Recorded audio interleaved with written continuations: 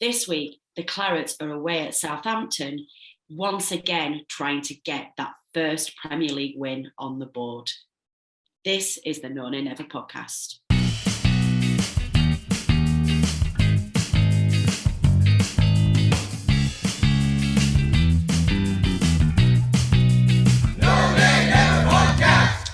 Hello and welcome to the No Nay Never podcast. I'm your host, Natalie Bromley, and joining me this week are regular panellists Rich Steele and Tom Whittaker. Now, it's been a couple of weeks since we brought you an analysis show, mainly because we're all sad as mad as hell about recent performances on the pitch, but mainly just because we couldn't get our diaries together. But we sucked it up this week and we have lots to talk about. So joining me, Tom, how are you? Well, thanks, Natalie. Nice to be back. I recovered from a long trip down to the south coast on the weekend, so looking forward to talking about the game. Absolutely. Well, we'll come to you in a moment. And Rich, welcome back to you too. Didn't make the trip to the south coast, but equally chomping at the bit to rant about Burnley, I expect. Yeah, I was really tempted to go, and then unfortunately, just financial situations just didn't allow me to on this occasion. But no, it's good to be back on the pod. It certainly is. Well, since we last spoke to you, and of course, both of you have been giving input into the preview show, which has been gratefully received, following that result at home to Norwich and also away at City. But since we last spoke to you, the stats on the board aren't really making any more comfortable reading. Clarets have now rocked up 9 games with just 4 points on the board and no Premier League wins as yet. We are still in the relegation zone, 3 points away from safety. Feels a bit funny talking about safety after only 9 games, but we do have to be realistic here where we are. Now, if we continue this form for the rest of the season, that puts us on about 17 points at the end of the season and absolute guaranteed relegation to the Championship. If we start with you, Tom, I think generally speaking, I like to look at where we should have won and where we should have dropped points and what we were expected to get. And I don't actually think 4 points is that far ahead behind where I thought we would be. I thought we would probably be on about 8 by now. In that run of 9 games, we've played City, Leicester, Arsenal, Everton and Liverpool. And even taking aside the fact that Arsenal are a bit crap this year, we probably still wouldn't have expected to get 3 points against them. But then on the other side of the coin, we've played Southampton, Norwich, Leeds and Brighton. And I think the Leeds and Brighton and Norwich games, especially, were ones where we should really have picked up 3 points. So I think perhaps we're on 4 points when we should have been on 9. Do you think that's fair? I think if you've played 9 games of the season, irrespective of who you've played, you want to have picked up at least 1 win. I think it's fair to say. Yeah. I don't think there's been loads of games where you've said, "Oh, we've absolutely battered teams and we've deserved to win 3 or 4," and we haven't. But yeah, I mean, you'd have thought Brighton at home is a game we normally pick points up in. Norwich at home is obviously the big one. I think even if we won one of these games, we wouldn't feel quite as down as we are now. There's other teams above us, Crystal Palace, Southampton, Leeds. They've only got 1 win each, but it just doesn't quite feel as despondent for them as it does for us. Obviously still sat on 0 wins, so if we'd have just held out for that last couple of minutes against Leeds or just maybe that penalty being given against Norwich or something, you'd be a bit more optimistic. I don't know if it's difficult to do the kind of we should have X points after these fixtures kind of thing, because we've seen quite frequently in the past we'll lose games we shouldn't, but then we'll win games.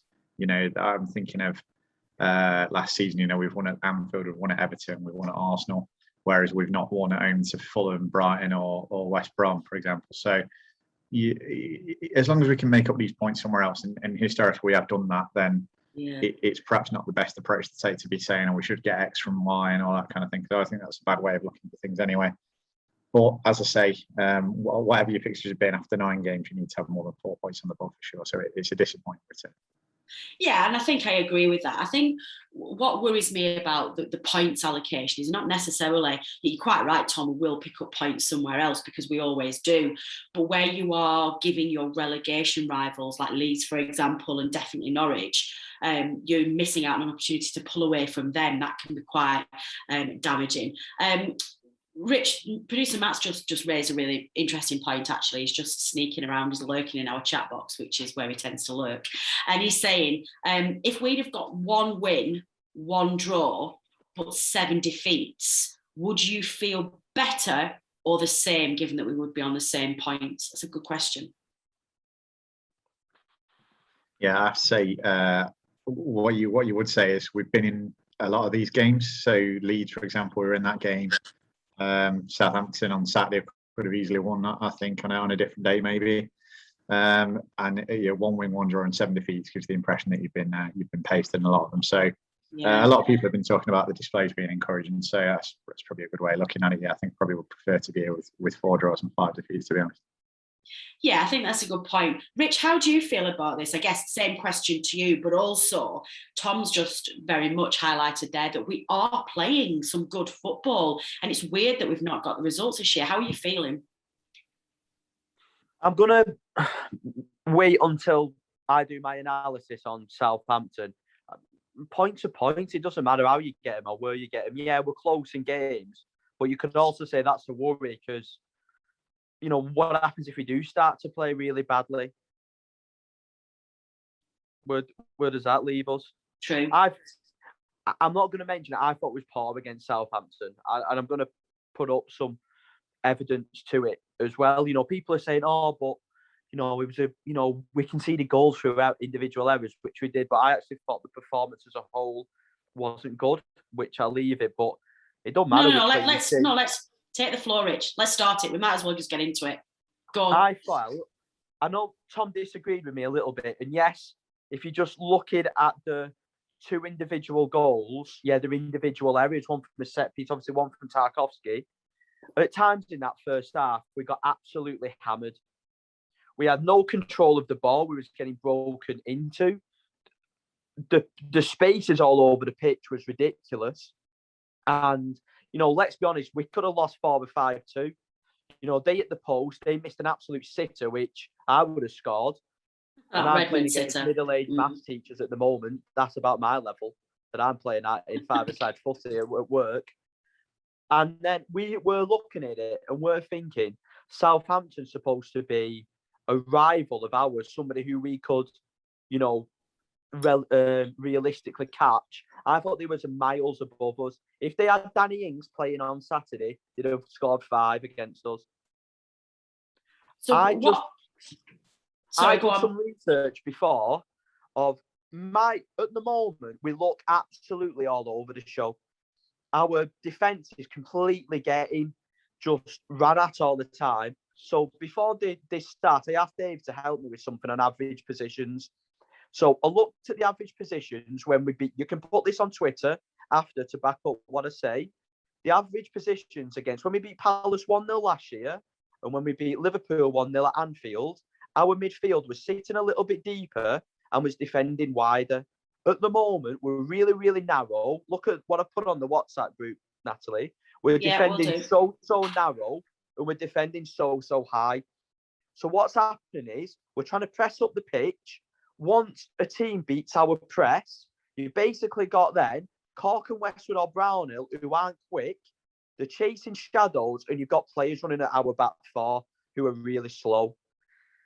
In the past, what we've done is we've built our structure on a low block defensively, and it's worked for us. We see Dyche seem to, and it's maybe admirable trying to change the style of play. We're trying to press higher. We're trying to press on the front foot. Every now and again, it's good because we'll win the ball back, but we're conceding too many goals because we're pressing too high. We're pressing too narrow. The amount of space out wide teams have got against us this season is unbelievable. The chances that Southampton created this weekend, the 2 goals against Brighton come from our left. Leicester, the goal that we conceded with 5 minutes to go, Westwood and Lowton are pushed up into the opposition half. So it's 2 balls and Vardy's running in the channel and he skips it past Pope and he scores. We're not defending properly at the moment. I've done a little, I went on Twitter and after the game, I was emotional and I felt during the game, we're too high, we're too narrow, and we're not doing what we've been successful. So I've got them average positions and it's proved them. Put them on Twitter afterwards because it's interesting. Our positional play against our defensive average positional play against Southampton was shocking. The last 20 minutes, we went back to defending more like a low block and we didn't look like conceding. So this is where I am at the moment. We can say, oh, we've been unlucky here, we've been unlucky here.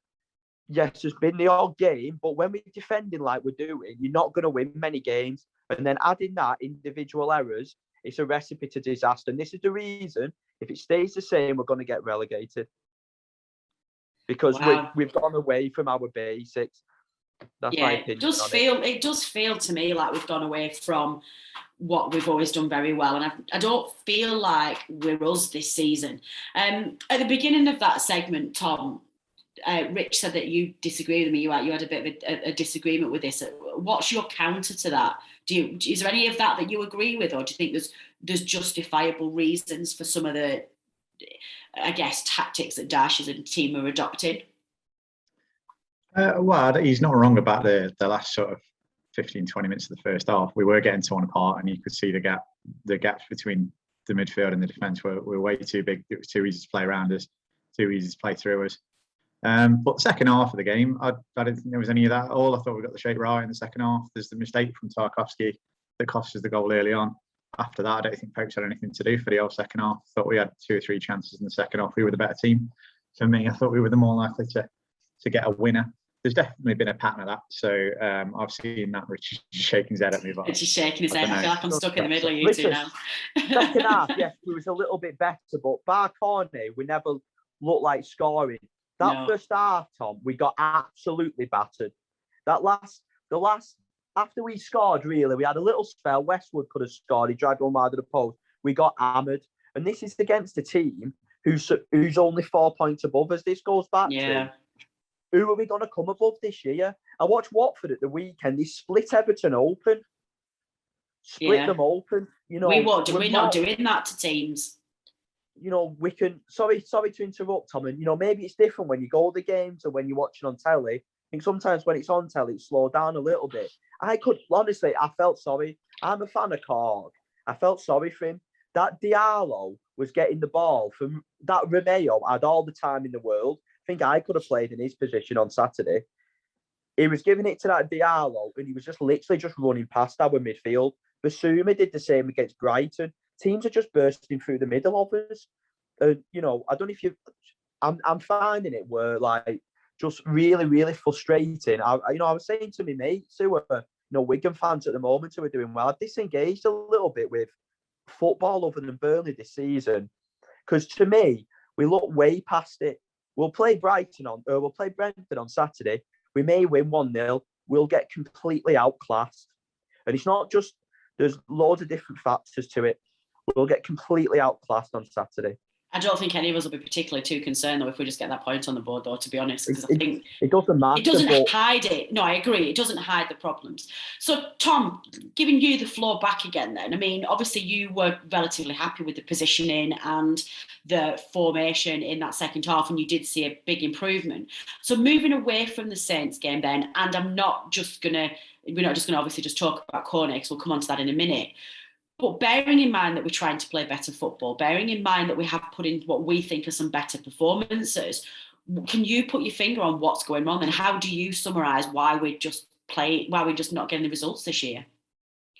Yeah, I mean, defensively, we're not as good as we have been in the past, for sure. I don't think it's every game. I don't think we're getting pulled apart like this every game, but you can definitely see there's a pattern going back to last season. You know, the Southampton away game last year, we were 2-0 and we lost 3-2. It's the same sort of thing.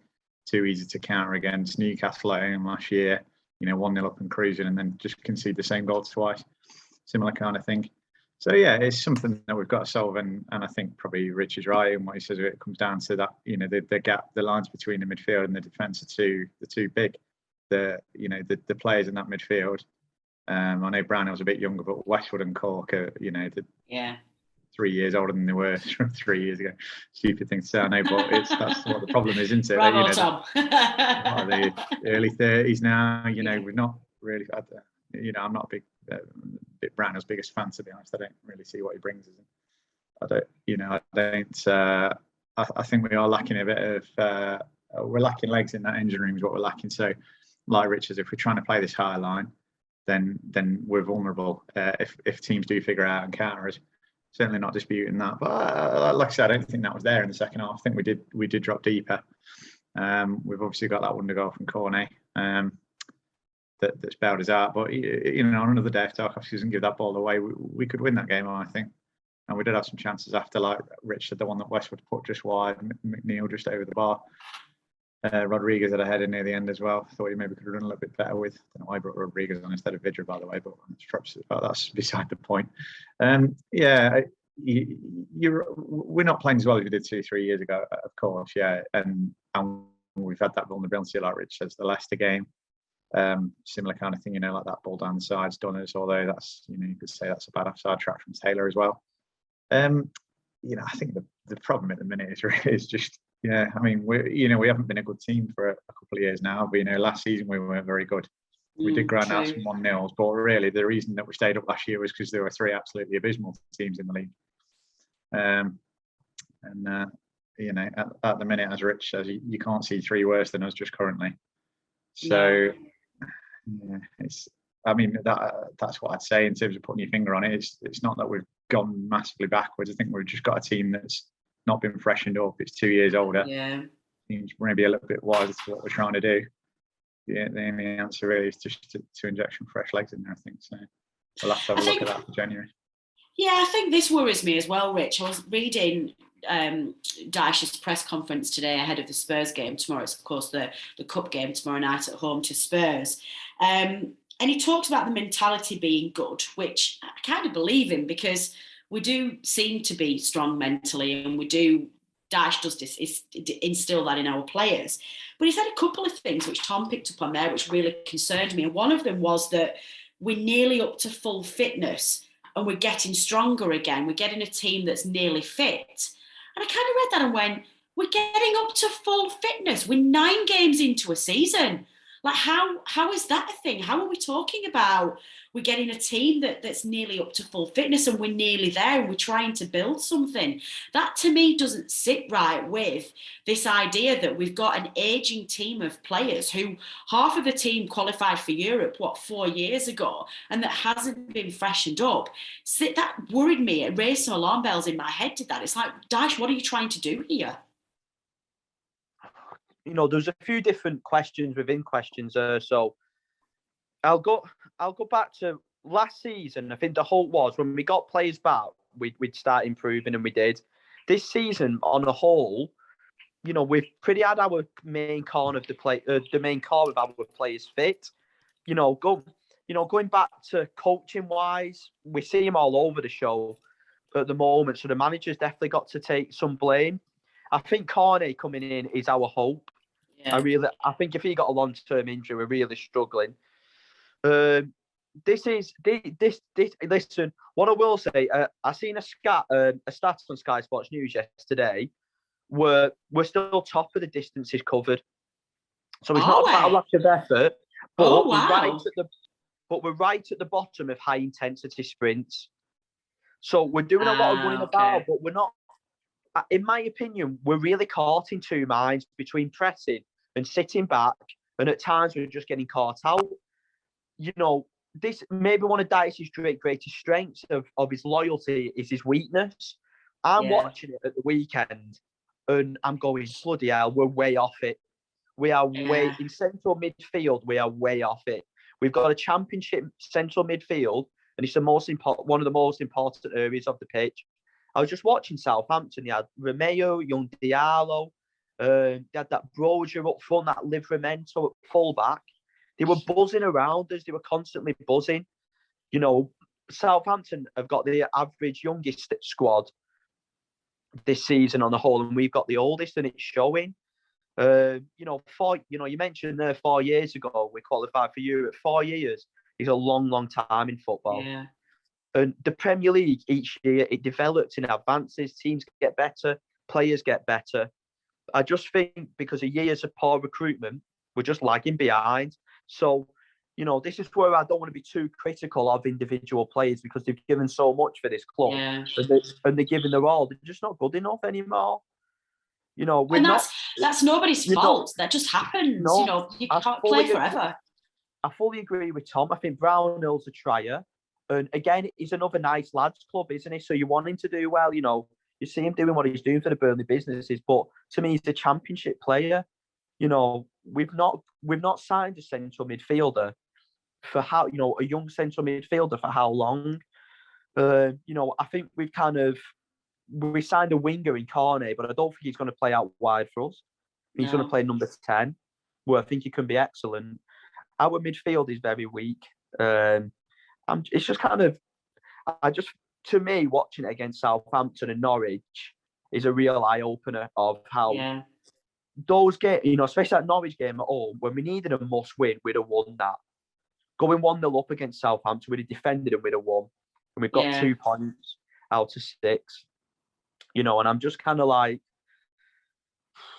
that's where I'm worried as well. In games that you think we can really take control of, we're just struggling.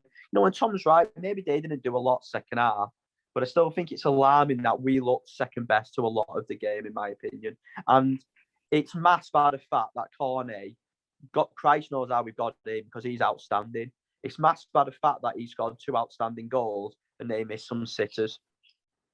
Yeah, definitely. So, Tom, let's move on to the more positive side of this, because obviously it does feel a little bit down in the dumps at the moment. And I think that's understandable considering where we are in the league and what's being presented to us. But that shining light is, of course, the introduction of Max Cornet, who, quite frankly, we're already Cornet FC. For those of you who subscribe to our newsletter that Jamie Smith's team and his team write each week, he titled this week's Cornet FC, and I think we're all absolutely fine with that. But as amazing as he is, it's going to take more than him, clearly, to keep us to survive this season. But just talk us through your analysis of the impact that he's had on our side. Yeah, I think the word that springs to mind when you think of him is positivity. Like, on and off the pitch, seems like such a nice chap. I've injected a lot into the dressing room. I was reading an interview on the train down with Cork saying what a nice lad he is. Everyone's saying his English isn't the best, but getting on with everybody, making friends, and on the pitch as well as positivity. It's the willingness to. How often do you see someone getting in a good position, 20 yards out and not have a shot, or do a Brown Ellen trundle a pea cut, a daisy cut at 10 yards wide? It's that second goal was fantastic. It's the instinct is to drive at the goal, to shoot, to attack. Great header for the first one as well. Finished it really well. 3 goals and he scored left foot, right foot header. So obviously someone who can finish in a number of different ways, and obviously he's a top scorer as well. I think you're right. Is probably the biggest, definitely the biggest positive we can take in a minute. He's a really good player and he's an upgrade on what we've got. And exactly what we've just been saying there. How many positions have we upgraded in the last couple of years? It's not many. There's not many players that we brought in who were better than what we had, and he clearly is a massive upgrade on what we had. So, he's a reason to be positive. You'd like to think that the more he plays, the more he gets up to speed, then he's only going to get better. And to have 3 goals from 3 starts so far, and there's the opportunity to get better there is really encouraging. And it makes you think, if we can make these little defensive tweaks, if we improve at the back, if we stop conceding these goals, if we do what we need to do with the midfield, whatever, we've got a player there who could turn 0-0 draws into 1-0 wins with a bit of magic. So it really, just someone who's worth paying your money to go and see. Really exciting, entertaining players, and exciting, entertaining bloke as well. Yeah, very, very lucky to have him. Definitely. And I've got to thank you, Tom, for your piece of advice to follow him on Instagram, because he is amazing. This is such a massive Burnley thing to think, and I know that I'm turning into the most stereotypical Burnley fan ever, but it's going to be depressing as hell when we get relegated this season and we only get to see him for 1 season because he gets sold in the summer, and I'll be so sad. But no! It was like that when do you remember when we first got promoted and we had, what's the name of that Scottish striker we had up front? Stephen Fletcher, yeah. We only got him for 1 year because we went straight back down, and that was always made me really sad. Rich, obviously, one of the issues that we've got at the moment is our strikers are just massively out of form. Chris Wood at the moment looks a little bit out of touch. He seems to be working quite hard, but nothing's really falling for him. Barnes, we've talked about on previous podcasts, as him just not really bringing anything. Jay seems to be getting there again, but not quite there. And for some reason, Vidra's just, I don't even know where to start with Vidra. Vidra came on again with the 89th minute which I don't know what Dyche expected him to have. And then came out in his press conference again and said, Vydra came through the weekend okay. Well, since you brought him on after 89 minutes, I should hope he did. But in terms of our striker problem, what's your solution to that? Do you have one? Well, it's a difficult one, isn't it? We would last year. I got a little bit of stick, didn't I, from the No Nay Never podcast panel. When I heard views about Wood, and he came good in the end. The problem is with Wood, again, Tom might disagree with me now. When he's not scoring, and he's literally useless at the moment. He's not. He's hardly contributing. I think the thing with Wood is, and probably the reason why he plays for Burnley is, when he's hot, he's very good, but when he's not playing well, he's awful. But that's like us, isn't it? The whole team's like that. Yeah. But just basics, like, sometimes you want him to hold the ball up and you're getting beat a little bit easier. But I think if it was me maybe talking about this time last year, I'd be saying drop Wood. But he is the one player, if he gets a goal, he can go on the run. I'd actually play Cornet up front, because I think defensively, with the way we want to play, you can't really trust him, because he played on the left wing and he was all over the show against Southampton. And I was looking at one point, and Chris Wood was actually doubling up with Livramento because Cornet was still up the pitch. So I would actually play Cornet like a number 10, like a floating role. And you still pick Wood, don't you? I think for me is, I'd quite like to see Vydra play up front with Cornet, maybe just for a game, or something like that. Like Brentford at the weekend, they'll play with 3 centre-halves.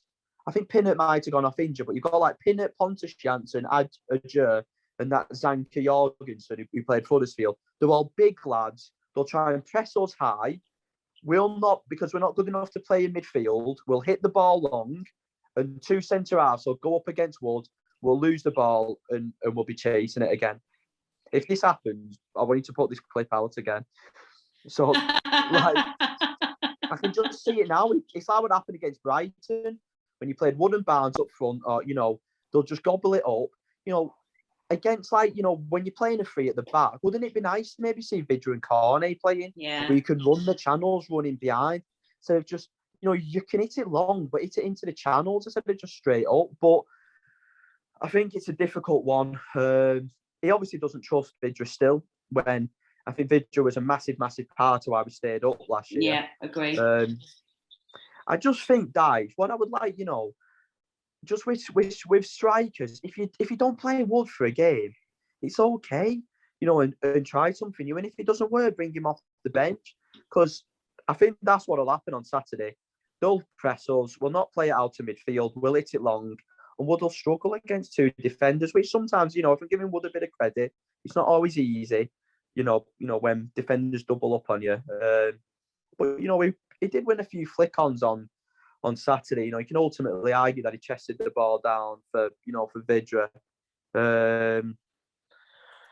But yeah, he doesn't look like scoring at the moment, does he at all? No. So yeah, it's a tough one. I really do like the idea of playing Cornet and Vydra.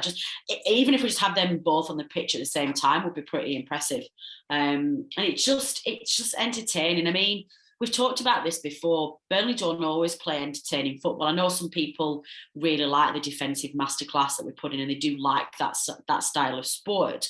But a lot of the times, a lot of our football's hard to watch. But you get used to it and you're all right with it when the results come in with it, and you just climb up that league and it's like, I'm all right with this.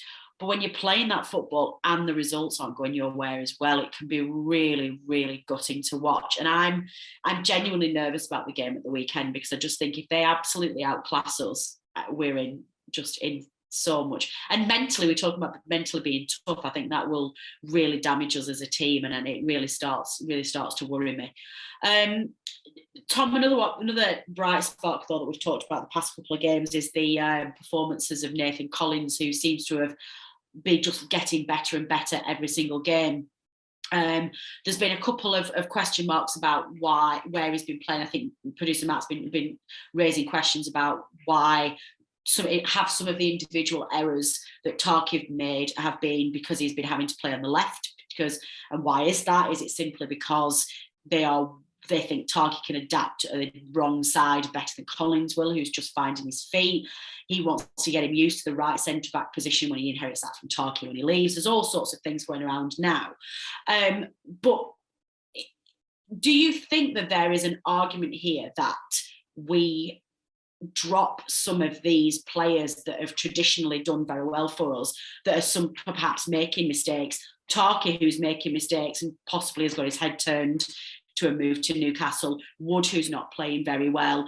Jack Cork at the moment, who seems to be chasing shadows a little bit. Or even Brownhill, who's not really got his head on the game. Rich has already mentioned Dyche's favouritism there. Is that something that, would you be that ruthless? The question you've got to ask, especially when you look at midfield, I've said before, I think Cork, Westwood and Brownhill are pretty much all the same player. Who do you bring in? You know, if you drop Cork, you're going to play Westwood and Brownhill. None of them are particularly playing that well at the minute.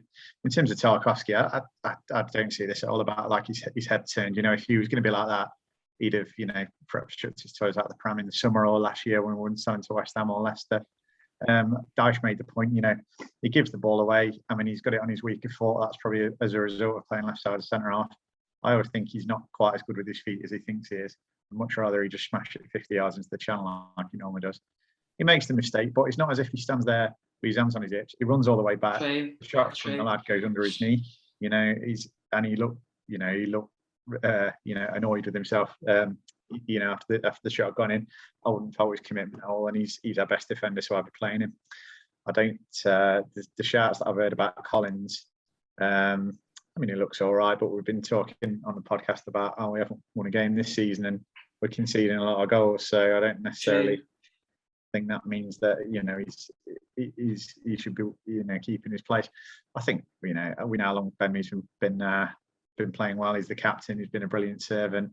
A couple of good games for Collins. I don't think I'd be dropping Ben Mee just yet. I think Tarkowski, Pope and Mee axis is going to be crucial if we're going to regain some of our defensive stability. So, yeah, personnel changes I don't think are really the answer unless we were going to be bringing better players in January, because I don't think we've really got the squad to change things around personally. So just to go back to that, what other mistake has Tarkowski made this season? Yeah, that's a good point actually. So I picked up that comment. I don't know if you've taken that comment from somewhere, Natalie. Yeah. To me, it's such a lazy comment. Or Tarky wants to go. I hate that. It's nonsense. Yeah. Absolute nonsense. I agree. So I picked that up on social media when I was looking through the things today, because I try and get the voices of all the fans and what they're saying so that we can gauge reaction and try and talk about what they're saying. And my timeline on Twitter was just full of people saying another mistake by Tarky, he's not interested. And that's where I got that from. And I admit, when I read it, I was a bit like, oh, okay, obviously Saturdays we know he made a mistake, but I hadn't had him in my mind as being somebody who'd switched off. So, but enough fans are saying that there's some people who do think that that's the case.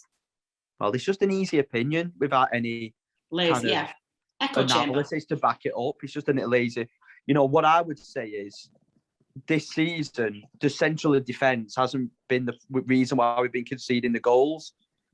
That's my view on it. It's been, you know, it's a difficult one with Collins. I think he's been excellent, but, you know, I probably would still get me back in. You know. Yeah, me too. Our problem is, you know, we're conceding, you know, look at the goals this season. We're conceding goals from out wide and that ball going into that channel other than Tarkowski's mistake. So, listen, everyone's got an opinion to that, but I think that's just nonsense, in my opinion. Sorry, I've just been massively distracted by the chat that Tom's just put in the chat box, which I'm not going to read out because that's just shocking. But yeah, no, I completely agree, Rich. And I think that's right. And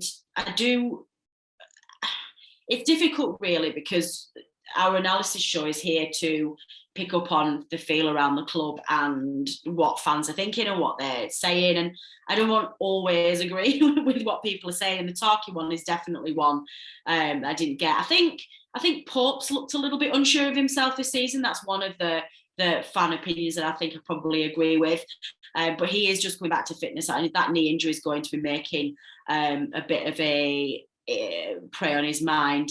I think there's been some vulnerabilities in Charlie Taylor's performance this season. But listen, I think Rich makes a really important point there, in that we can sit here and we can analyse players, and as Tom said, we can try and swap them around and see if we can try and change personnel. But this is a team that's always played together, won together, lost together. And as much as we don't have a standout, well, we didn't have a standout superstar until Maxwell came to us. We don't have a diva, or we don't have a big Grealish-style player in the squad. We never have done. So the boys, whatever they decide to do, are going to have to sort this out together. So what do we do on Saturday then, Rich? How do we get through this Brighton game? Because I think if we get outclassed by Brighton and get beat heavily at home against a newly promoted side who, as well as they're doing, shouldn't be humiliating an experienced Premier League side like we are, what do we do to stop that happening on Saturday? Against Brentford, are we playing, or Brighton? Did I say Brighton? Yeah, twice, yeah. Did I? Oh my God, I'm going mad. Brentford. It's been too many B's. Brentford, Brighton, wherever. Whoever we're playing on Saturday, I've lost track. Too many shots of Brentford. Listen, I'm personally worried about that game. Brentford, I think we can get at the back. I think we can get at them if we play on. If we're aggressive and we're disciplined, and but you watch Brentford play that second half against Chelsea. They were outstanding. They absolutely hammered them. And they were very, very unlucky not to get anything else from that game. So, like I mentioned at the beginning, I would like us just to, go back to just be, sitting a little bit deeper. I think if we try and outpress them, we'll get absolutely mullered, because they're a very good side at doing that. I'd like to see. I don't even know what team I'd play. I think it's going to be really interesting. But it is a must-win game this stage of the season. Leeds are our nearest kind of team outside the relegation zone. They've got Norwich at home, which you'd expect them to win. And then the game after Brentford, we've got Chelsea away. So say if we lose to Brentford, we're going to lose at Chelsea the way they're playing. We could have 11 games and 4 points. It's not good. It is. We have to win. I think we will get outplayed. I think they're going to have 60-65% possession. But if we go back to being solid, gritty, no daft mistakes, covering covering our areas of the pitch well, like I was mentioning, not defending as narrow, and maybe playing on the set pieces. I've seen their goalie's out. He's out for a while, David Raya. So I don't know what their number 2 is out. I know Ethan Pinnock, who's a real key player for them in central defence, went off on Sunday against Leicester. So I don't know how fit he'll be. So yeah, it's a huge game. I think there's got to be a lot of nerves and a lot of tension. But I think if we do manage to be solid and nick a 1-0 win, I think it will give us that confidence. Yeah. Tom, do you share those concerns, or are you more optimistic? I think I know which way you're going to go. Listen, the way I've heard some people talking about Brentford, I mean, they're a good side, better than us at the minute for sure.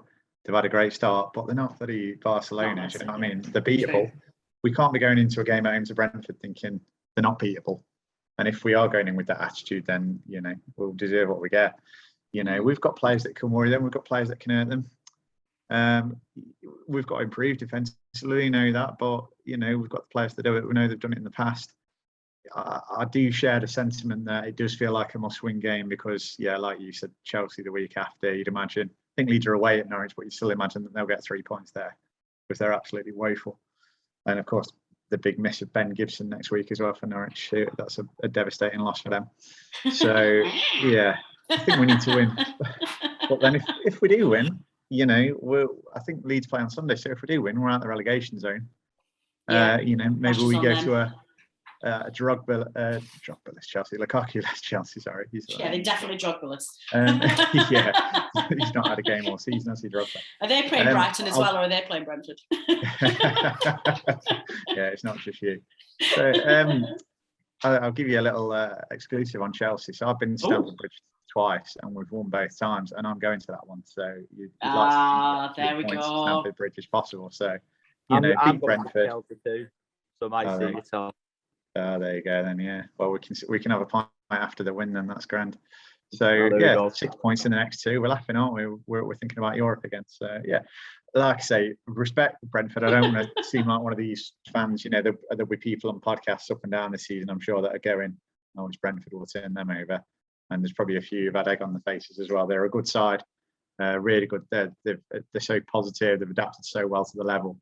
But we cannot be going into a Premier League game against a newly promoted side thinking that we can't win it, especially not at home. So I don't think we will, to be honest. I don't think we will. I think we maybe thought that against Norwich, not that we couldn't win, but that it was the pressure of it being a must-win game preyed on us a little bit. I think maybe that game came a little bit too early in the season for us, and we just took our foot off the gas. I think if what Dash is saying is right, and this team in the dressing room knows full well the predicament that we're in, I expect us to have a very strong mental attitude going into that game. Sticking with you though, Tom, before we get to the weekend's game, we've got our Carling Cup. No, it's not Carling Cup anymore. Do you know what? This has been a podcast that's just full of just typing errors all the way through it. It's Carling Cup. Who even calls it the Carling Cup? My God. Carabao Cup on Wednesday against Spurs. We do expect the side to be changed. We do want a cup run though, and Dash was very positive in his press release today, talking about how he wants to win and wants a good cup run as well as a good league run. Not sure when he's going to bring the good league run, but we'll try that one. I would absolutely blooming love to see us beat. Really? Newcastle? No, we've already beaten them in the we've already beaten Newcastle in the Carling Cup. We're now going to beat Spurs in the Carabao Cup. My God, it's a good job we don't do bleepers anymore. I would blooming love it if we beat them. Tom, do you share that enthusiasm, or do you want us out of the cup to concentrate on the league? Which camp do you sit in?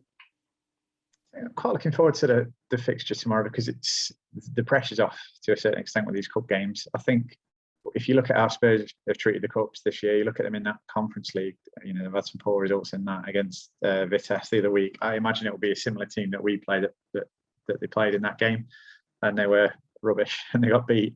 I think without Kane and Son especially, they look a completely different team. I think their sort of reserves are weak. I don't think the manager's a good fit for the club. So I'm sure we'll play a weakened team, but I think they will as well. I think it'll be probably similar to the Newcastle. It might not be, classic football, but I think both teams will think they could probably win it. And I could see it going to penalties again. And I think if we do get through, then, you're in the quarterfinals. That's about as good a cup run as we've ever had under Dyche, I think. I think that just brings a bit of positivity. You get a home win under your belt. I'm sure there'll be a better crowd on the also Rochdale, so there's more fans in the ground to enjoy it, and it just puts you in a bit more of a positive, mindset going into the game on Saturday. So, yeah, I don't see that we can't win it. I think Spurs this year are quite beatable, and I think Spurs reserves have shown already in Europe that they are very beatable. So, especially for a Sean Dyche Cup game, I'm reasonably optimistic, I would say. Excellent. And what changes do you make, Rich, to the squad? And do you share that enthusiasm? Yeah, I'm looking forward to the game. Just to make a point on Tom, I thought you would say this. Tottenham actually put a really strong team out in the last Carabao Cup game against Wolves. Did they? Yeah, Kane was playing, Dele Alli played, Lo Celso and Ndombele, Romero, Sanchez. So they have put a stronger team than they've been putting out in the Europa Conference League against Wolves anyway in the last game. So go on, Tom. I was going to say, I think Kane played because he was coming back to fitness, and I'm not having that Dele Alli or Ndombele as evidence of a strong team. So I very much hope Dele Alli's playing. That Ndombele is a good player. If he was coached right, he's one of them. He's good one in four. Players. They're better than the players we've got anyway. So I'll take Dale Stephens any day, mate. What? Changes tomorrow. I'd play Roberts if he's fit. To me, Lowton's done okay this season. He's done pretty well, but I want to see more pace in the team. I think Mee will play. I don't know who Mee will play with. I think Peters will play. I think Hennessy will play. I think Vidra will start, probably with Jay up front, I imagine. central midfield, might as well get someone out the stand. They'd be better than Westwood and Cork and Brownhill's been this season. Wow. Lennon will play, and then probably Goodmanson. So yeah, I was going to say probably Goodmanson. Yeah, listen, it's a free hit. It'll be nice to go watching a game where you maybe not got the same pressure. And I think Tottenham, I'm playing devil's. I don't think Kane will play tomorrow, but I'm not sure. At the end of the day, for Tottenham, they might as well play a strong team because they're not going to do out in the league. So, they've got a game against Burnley to get to a quarter final. So I think they'll play a better team than what they've been doing in the Conference League, Europa Intertoto, First Cup, whatever it's called. To be honest, I think we'll lose because that's what we're doing this season. But listen, let's hope we get a win, because if we do get a win and we play well, it puts players' names into the hat for Saturday. And, and it does give us a little bit of confidence. I'd be really tempted to play a strong team. Honestly, the strongest team that he can think of at a Brentford game, because we need to get some momentum. We need to find a winning formula. So I think that's what Dyer should do. I'd actually put my strongest 11 out. We're in the last 16 of the cup. Tottenham are a little bit vulnerable at the moment, and we need to win. We need to start winning games. So that's what I would do. But yeah, and I'd have Albert and Mick, who sit behind me, central midfield. Amen to that. Well, listeners, why don't you get in touch with us if you listen to his podcast before the game on Wednesday? Get in touch and let us know whether you agree with Rich and put out our stronger side. And basically what you want us to do in the cup. Do you want us just to get through it and try and concentrate on the league, or do you want to get a little bit of a cup run going? I know where I stand. I always want a cup run, so I am wholeheartedly in favour of a strong side and a win. That is all we have time for this week. We are going to all be on turf tomorrow night enjoying that Spurs game, so do get in touch and do come and say hello if you see us in the stands. We're a friendly bunch and we usually like to have a chat with our fellow listeners. My thanks as ever go to everyone who contributed to this show and getting it on air, to my colleagues Rich and Tom for being on the show tonight and giving us such good analysis, particularly when Rich is in ranty Rich mode, which we do love very much. It's always entertaining. To producer Matt for editing and getting this out there, it's always much appreciated. And to you listeners for downloading and listening to this podcast, your support is very much appreciated and we would not be here without you. Dave and I will be back on Friday night with a preview show looking ahead to that Brentford game, and the rest of the team will be back next week to find out whether we are in the final stages of the Carabao Cup and whether we have indeed got 3 points on the table. So join us then. In the meantime, do take care of yourselves. I've been Natalie Bromley. This has been the No Nay Never podcast. Until next time.